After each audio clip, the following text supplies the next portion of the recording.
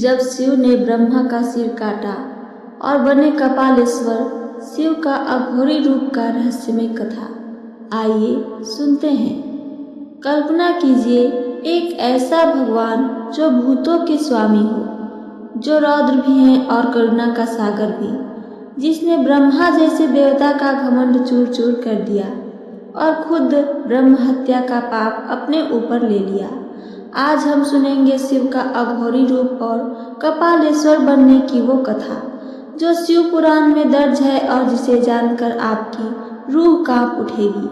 Video में आगे जाने से पहले कृपया करके कमेंट में हर हर महादेव जरूर लिखें और इस वीडियो को लाइक और इस चैनल को सब्सक्राइब करना ना भूलें। यह कथा शिव पुराण और कई अन्य ग्रंथों में वर्णित है। यह केवल एक क्रोध की कथा नहीं, यह है अहंकार का विनाश और ईश्वर की मर्यादा की कथा। बहुत पुरानी बात है, जब सृष्टि की रचना प्रारंभ हुई थी, ब्रह्मा जी जो सृष्टिकर्ता के रूप में नियुक्त हुए थे, उन्होंने अपनी तपस्या और सृष्टि निर्माण में इतना ध्यान लगाया कि धीरे धीरे उनमें अहंकार जन्म लेने लगा। उन्हें लगने लगा कि मैं ही सर्वोच्च हूँ, यह संपूर्ण ब्रह्मांड मेरे बिना अधूरा है। उनके पास थे 5 मुख जो लगातार वेदों का उच्चारण करते रहते थे और उन्हीं मुखों से निकलने लगा अहंकार का ध्वनि। ब्रह्मा ने घोषणा कर दी, मैं ही सर्वोपरि देव हूँ। शिव और विष्णु भी मुझसे ही उत्पन्न हुए हैं। उन्हें अहंकार होने लगा। यह सुनकर देवताओं और ऋषियों में चिंता फैल गई।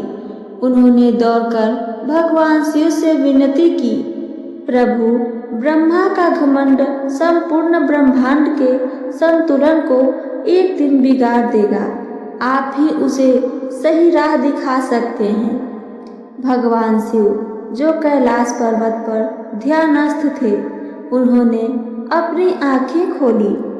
तीसरे नेत्र की ज्वाला मंद मंद जलने लगी। उन्होंने धारण किया अपनी अघोरी भैरव रूप। शरीर पर शमशान की भस्म, गले में मुंडमाल, हाथ में एक खोपड़ी, आंखों में अग्नि, जटाएं खुली हुई। ये रूप था भैरवनाथ का। शिव सीधे ब्रह्मा के पास पहुंच गए और उनसे बोले, हे ब्रह्मा, अहंकार त्याग दो। तुम रचनाकार हो पर सर्वश्रेष्ठ नहीं। लेकिन ब्रह्मा का घमंड चरम सीमा पर था। उन्होंने भगवान शिव का भी अपमान कर दिया।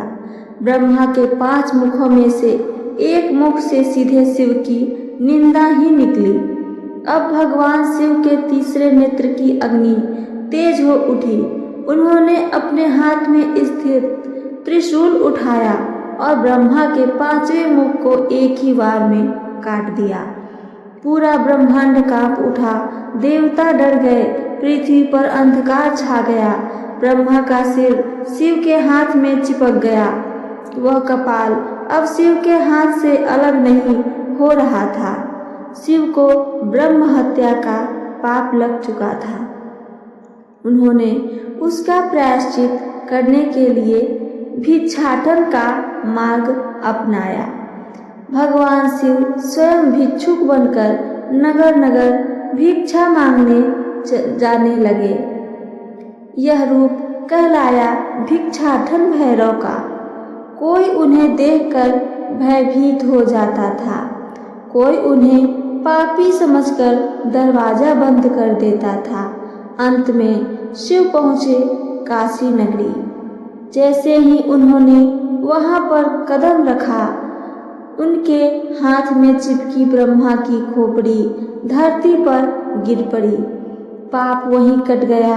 उन्हें मिली मोक्ष और वहीं वे बने कपालेश्वर। आज भी काशी में कपालेश्वर मंदिर स्थित है, जहां भगवान शिव को उस पाप से मुक्ति मिली थी। इस कहानी से हमें क्या शिक्षा मिलती है, आइए जानें। ईश्वर भी कर्म के बंधन से बंधे हुए होते हैं। अहंकार चाहे देवता का ही क्यों न हो, उनका अंत होना निश्चित ही होता है। इस कथा से केवल एक घटना नहीं, बल्कि एक शाश्वत सत्य प्रकट होता है कि चाहे आप सृष्टिकर्ता हो, त्रिलोकपति हो या स्वयं देवताओं में सबसे बड़े पद पर ही आसीन क्यों न हो, यदि अहंकार ने आपके हृदय में स्थान पा लिया तो उसका अंत होना निश्चित ही होता है। ब्रह्मा जिन्होंने सृष्टि रची, जब उन्होंने खुद को सर्वोपरि यानी सबसे ऊपर मान लिया, तब स्वयं शिव को अपना रौद्रतम रूप धारण करना पड़ा।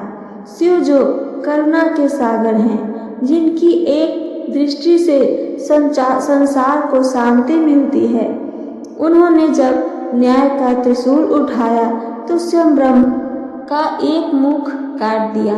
यह कोई क्रोध की लीला नहीं थी, यह धर्म की मर्यादा की रक्षा थी।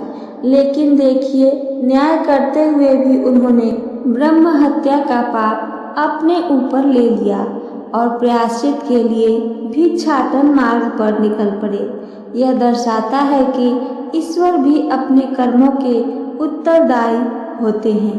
काशी में जब उनके हाथ से वह ब्रह्मा का कपाल गिरा, तभी उन्हें मुक्ति मिली और वे कपालेश्वर महादेव कहलाए। यह कथा हमें यह सिखलाती है कि न्याय के साथ करुणा का संतुलन ही सच्चा धर्म है, कि मर्यादा से बढ़कर कोई नहीं, न पद और न ही प्रतिष्ठा। और यह भी कि जब भी संसार में संतुलन डगमगाने लगे, शिव अवश्य प्रकट होते हैं, कभी शांत योगी बनकर तो कभी भैरव रूप में। इसलिए जीवन में विनम्र रहें, अहंकार से दूर रहें और कर्म के मार्ग पर अडिग रहें, क्योंकि यही शिव का सच्चा संदेश है। भगवान शिव न्याय और संतुलन के प्रतीक हैं। अगर भगवान शिव का ये रौद्र और न्यायकारी रूप आपको प्रेरणादायक लगा हो तो वीडियो को लाइक करें, शेयर करें और चैनल को सब्सक्राइब करें और कमेंट में हर हर महादेव जरूर लिखें। सुनने के लिए धन्यवाद दोस्तों।